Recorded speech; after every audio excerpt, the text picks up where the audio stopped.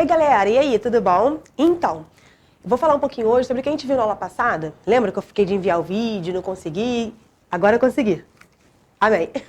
Então, a gente começou a falar de intertextualidade, interdiscursividade e hipertexto, lembra? Que é o assunto do módulo da nossa apostila do ProEnem, tá?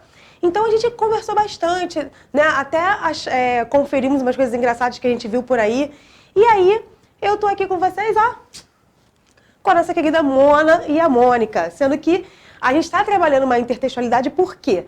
A gente conhece a Mona Lisa de onde? Do nosso conhecimento de mundo, lembra que eu falo tanto para vocês da nossa bagagem cultural? Então, a gente consegue entender essa imagem porque a gente já viu em algum momento da vida a nossa querida Mona Lisa, né? Nossa não, né? Lá do Da Vinci. Enfim, mas é só para mostrar para vocês que a gente não vai ter intertextualidade só em textos, né? A gente pode ter uma linguagem não verbal também, tá bom? Vamos lá. E a gente tem alguns alguns tipos de intertextualidade, que são essas aqui, tá bom? A gente viu uma por uma em sala de aula, mas eu resolvi fazer o vídeo para colocar uma por uma para vocês verem. E em algumas delas a gente tem exercício também. Eu não vou comentar os exercícios, tá bom? Mas vou deixar aqui para vocês poderem visualizar, tirar dúvida, poder tirar alguma reflexão e aí a gente, em sala de aula, fala melhor qualquer coisa, tá bom? Vamos lá. A epígrafe. Eu lembro que eu falei que a epígrafe é um textinho ou um verso, uma frase de algum autor que conversa com o texto que vai ser publicado. É muito comum aparecer em inícios de poemas, inícios de... antes de começar o livro, né? Aí eu coloquei um exemplo para vocês verem. A gente tem um texto aqui da Lígia Fagundes Telles e antes ela colocou uma passagem... eu vi ainda debaixo do sol que a corrida não é para os mais ligeiros. Essa partezinha que tá ali, ó, entre aspas, é a epígrafe, tá? Que ela tirou, ela colocou porque conversa com o texto dela. Né? Eu vou continuar lendo. Eu vi ainda debaixo do sol que a corrida não é para os mais ligeiros, nem a batalha é para os mais fortes, nem o pão para os mais sábios, nem a riqueza para os mais inteligentes, mas tudo depende do tempo e do acaso. Beleza, Eclesiastes. Vamos ver o texto dela, que é durante aquele estranho chá, perdidos e achados, ó. Ao tempo e ao acaso, eu acrescento o grão de imprevisto. E ao grão da loucura, a razoável loucura que é infinita na nossa finitude. Vejo minha vida e obra seguindo assim por trilhos, paralelos e tão próximos. Trilhos que podem se juntar ou não lá adiante. Mas tudo sem explicação, não tem explicação. Ou seja, o texto de Eclesiastes que ela colocou como epígrafe do texto dela, conversa, mantém uma intertextualidade, mantém um mesmo eixo temático, por isso ela colocou antes de iniciar a obra dela, tá bom? Alusão. A alusão não é uma referência, tá? Não confundo com referência. É uma recordação, como eu coloquei ali, uma rememoração que nos faz lembrar de algo. Ó, vamos ver aqui. Aqui, no caso, a gente vai ter a alusão a Dom Casmurro, também no próximo texto que eu vou colocar, né, vai ter essa alusão a Dom Casmurro, até algum trecho da Bíblia. Se vocês lerem direitinho, a gente consegue, né, nessa letra aqui de Chico Buarque, verificar essas partes, tá bom? Ó, ouça um bom conselho que eu lhe dou de graça. Inútil dormir, que a dor não passa. Espere sentado ou você se cansa. Está provado, quem espera nunca alcança. Quem espera nunca alcança. Não faz lembrar um negócio? Não sei, já ouviu? Quem espera sempre alcança? Eu já ouvi um negócio desse. Quando a gente pensa assim, eu já ouvi um negócio desse. É a intertextualidade que está querendo vir, tá? E você deixa ela vir. Venha, meu amigo, deixa esse regaço, brinque com o meu fogo. Venha se queimar, faça como eu digo, faça como eu faço. Haja 2 vezes antes de pensar. Corra atrás do tempo, vim de não sei onde. Devagar é que eu não sei se vai longe. Eu semei o vento na minha cidade, vou pra rua e bebo a tempestade. Então, aqui, nessa letra de Chico Buarque, a gente tem a rememoração, um lembrete de alguma coisa que a gente já ouviu falar. Né? Não está escrito entre aspas, não está antes do texto, não é um fato, não é uma citação de algum autor, tá? O que foi escrito tem a ver com alguma coisa que a gente já viu antes, tá bom? A referência ou citação. Aqui sim eu tenho a transcrição, na referência eu tenho a transcrição do que alguém disse, e aí eu lembro que eu comentei em sala de aula com vocês que poderia ser entre aspas, né? Porque já que você vai reproduzir integralmente, a gente retira e coloca entre aspas no nosso texto. Ou até destacado, tá? Por exemplo, eu estou escrevendo meu texto e quero falar da citação de alguém que vai ajudar no meu texto. Eu posso colocar essa citação e depois continuar meu texto, tá? E a citação, eu posso... Também é uma referência. Só que eu posso contar com as minhas palavras. Não de forma a alterar. Eu posso fazer tipo um discurso indireto, tá? Porque contar com as minhas palavras também seria paráfrase. Então não é bem isso. É mais a transcrição mesmo, tá bom? E aqui eu coloquei um exemplo, ó. Tem uma questão aqui da UERJ que vocês vão depois ver em casa, refletir direitinho para o nosso vídeo não ficar muito extenso. E entre aspas aqui, ó, vocês estão vendo? Tem o trecho retirado de alguém, de alguma pessoa. Então, como foi reproduzido integralmente, tá entre aspas, tá bom? Aqui continua a questão. Coloquei gabarito bonitinho para vocês verem. Pastiche. O pastiche, ele lembra um pouquinho o plágio, mas não é o plágio, porque é uma imitação muito grosseira, né? E às vezes com mais de um recurso. Olha o que eu vou mostrar pra vocês. Olha essa imagem. Aqui, se a gente olhar assim, gente, eu conheço esse cara de algum lugar. De algum lugar eu já vi. Não, esse cabelo é dele? Já vi esse cabelo em algum lugar, em alguém. Também não sei quem. O que acontece? Aqui a gente tem uma clara referência ao Michael Jackson, né? Se a gente vê pelo desenho do rosto, nariz, né? Que é bem marcado. Era bem marcado, né? E o cabelo, a pintinha, não é minha, não sou eu, gente. Eu não estou fazendo referência a mim aqui, tá? Não é isso. Essa pintinha aqui, da Marilyn Monroe, lembra? O cabelo louro, né? O batom bem marcado vermelho. Então eu tenho aqui, é claro, né? Existe um outro desenho desse que é com outro personagem, com o cabelo da Marilyn também, mas o rosto não é do Michael Jackson. E assim, isso é feito, claro, para fazer alguma piada, alguma brincadeira, ou para mestiçar mesmo, com algum objetivo, é óbvio. Mas a minha intenção aqui é mostrar que a intertextualidade não acontece só em texto, tá? O hipertexto, que a gente discutiu, né? Porque ele vai ser uma escritura não sequencial. Lembra que eu falei para vocês que o livro ele tem uma leitura linear? A gente depende da sequência. Eu não posso começar na página 100. Eu preciso de ler a 1, a 2, a 3, até o final do livro.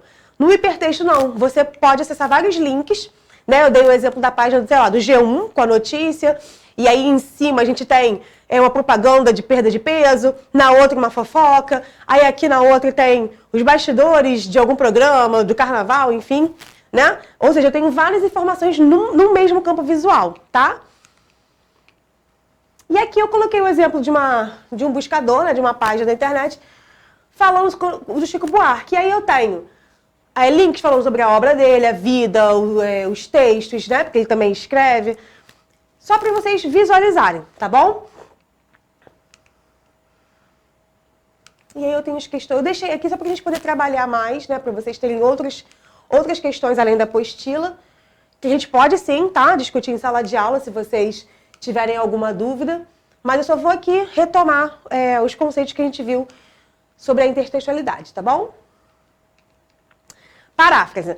Na paráfrase, a gente tem um mesmo conteúdo na forma diferente. Eu lembro que eu falei bastante sobre isso na aula. Por exemplo, eu posso pegar... não é plágio, tá? Não tem nada a ver. Eu posso contar com as minhas palavras o que alguém me disse. Isso já é uma paráfrase. Eu posso escrever um texto com outras palavras baseado em outro, né? Eu posso pegar um texto de alguém que eu gosto, vamos supor, e escrever o mesmo conteúdo com outras palavras. Eu vou dizer a mesma coisa com outras palavras. Por isso que eu falo que é o mesmo conteúdo com a forma diferente, tá bom? E aqui eu coloquei um exemplo, né, da música do Legião Urbana, porque ele fala assim, é preciso amar as pessoas como se não houvesse amanhã. Porque se você parar para pensar, na verdade, não há. Só um grão de areia no olho do furacão. Esse é preciso amar as pessoas como se não houvesse amanhã, ele também pegou de um texto bíblico, né? Tem um texto bíblico que fala sobre o amor. Assim como também o Gabriel Pensador fala que sem amor ele nada seria, ainda que eu falasse a língua de todas as etnias. E na Bíblia, tá, ainda que eu falasse a língua dos anjos, sem amor eu nada seria, né? Que acho que está em Coríntios. Então, também um texto que fala sobre amor. Não deixa de ser uma paráfrase, porque ele está dizendo a mesma coisa com outras palavras, tá bom? E aí também, eu sempre coloquei, né, uma ou duas questões depois de cada tipo de intertextualidade, para vocês verem como que é trabalhado, tá? Na paródia, o que eu tenho?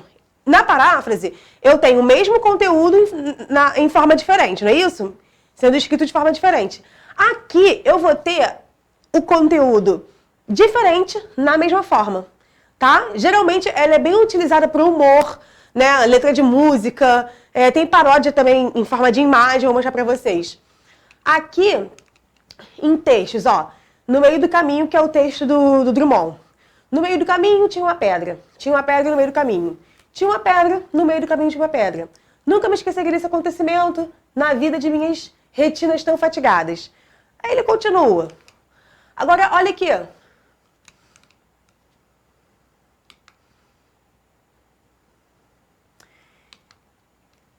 Desculpa. E aí agora vem o texto do Gondim Fonseca. Eu tropecei agora numa casca de banana. Numa casca de banana. Numa casca de banana eu tropecei agora. Caí para trás desamparadamente e rasguei os fundidos das minhas calças. E aqui ele faz a brincadeira sobre escorregar, né, que muitas vezes acontece na rua, acontecia com mais frequência, eu acho. E nesse ato ele acabou rasgando o fundo da calça. Ficou, né, desprevenido. E esse, com certeza, foi baseado em cima do meio do caminho do Drummond, até porque esse texto é de 67. Publicado, né? Então, a gente sabe que foi baseado. Então, quando a gente tem a mesma forma, com conteúdo diferente, paródia. Né? A gente tem a mesma forma. Eu tenho lá, eu tropecei, né? Porque ele fala, no meio do caminho tinha uma pedra. E ele fala, eu tropecei numa casca de banana. Né? A gente tem a mesma, não é a mesma ideia, porque a mesma ideia seria paráfrase. A gente tem outra ideia, só que com a mesma forma, tá? No caso aqui, o poema e com algumas palavras que marcam esse poema. E aqui, ó, Nova Canção do Exílio, Luiz Fernando Veríssimo. Eu lembro que na sala de aula eu falei, gente, a Canção do Exílio do Gonçalves de Magalhães é um texto muito usado para representar paródia, paráfrase, porque muitos textos foram feitos com base no conteúdo desse poema e também com base no conteúdo dessa forma. No conteúdo da forma não, na forma desse poema, desculpa. Muitos foram baseados no conteúdo e na forma dele, tá bom? Aqui fala, nossas várzeas têm mais flores, nossas flores mais pesticidas.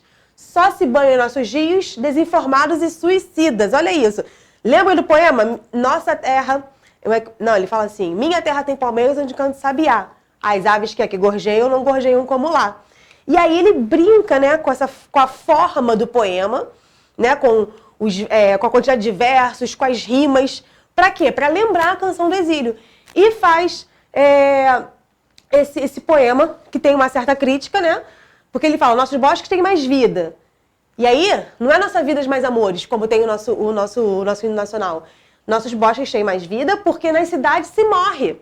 Né? Por isso que tem mais vida no bosque, porque na cidade as pessoas estão morrendo, né? Por causa da violência, enfim, dos assassinatos. Quando não é assaltante ou vizinho, é um motorista de porre. Ou seja, é um texto com um tom crítico, né? Com um tom satírico. Não é engraçado, mas tem um pouco de sarcasmo nesse poema que foi feito com base na Canção do Exílio. Por isso, Nova Canção do Exílio. Lembrando, a gente tem a mesma forma e o conteúdo diferente. Paródia. E aí eu coloquei mais imagens pra gente ver. Né? A Mona Lisa já... Nossa, ela é muito, coitada, ela é muito parodiada. Né? Não sei se isso é ruim, não, né? Porque é uma homenagem. Como ela representa muito, ela é muito significativa, várias propagandas são feitas em cima, né, do quadro da Mona Lisa. E aqui a gente tem algumas das imagens da Mona Lisa, né? Tem até aqui a Mona Lisa loura e turbinada, né? Aqui já é o pôster, né, do filme, porque tem Atividade Paranormal, né, que é o filme de terror, e aqui a gente tem Inatividade Paranormal. Né? Isso foi feito com alguns filmes, né? Todo Mundo em Pânico, que era Pânico, e a sátira era Todo Mundo em Pânico, né? A paródia. E aqui, essa imagem é bem famosa, na verdade, é da capa dos Beatles, né? Eles atravessando uma rua lá em Londres, e aí os Simpsons também fizeram essa paródia. Se vocês pesquisarem na internet, tem vários, gente. Uns mais legais que os outros. Aqui também a capa do Rolling Stone, né? Que o cara também tá lá mergulhado na piscina e o Homer tá atrás. Olha aqui o que é a isca dele. É o donut, né? O famoso. A mesma coisa. Aqui é a capa do filme. Já aqui, ó, a gente tem a propaganda do McDonald's. E temos as músicas também, que não só são feitas tanto também para satirizar, ou o professor usa, muitos professores usam para ajudar no conteúdo. E tem também só para montar algo em cima da melodia. E aqui o próprio Seu Jorge, que compôs a Burguesinha, lembra? Burguesinha. Ele compôs a Pobrezinha também, baseado na própria letra dele, né? Na própria forma que ele escreveu. E aí eu acho que fica até mais fácil, porque como foi ele que escreveu o original, para fazer a paródia eu acho que fica mais fácil, né? Eu acho. E aqui eu coloquei para vocês verem como curiosidade, como as formas que a gente pode ter a paródia, né? Na música, em textos, em imagens. E aí, muito obrigada pela atenção. Eu espero que tenha ficado mais claro, mais concreta essa questão dos tipos de intertextualidade, tá bom? E na próxima aula a gente tira as dúvidas que tiverem, tá bom? Junto com os exercícios. Um beijo grande pra vocês.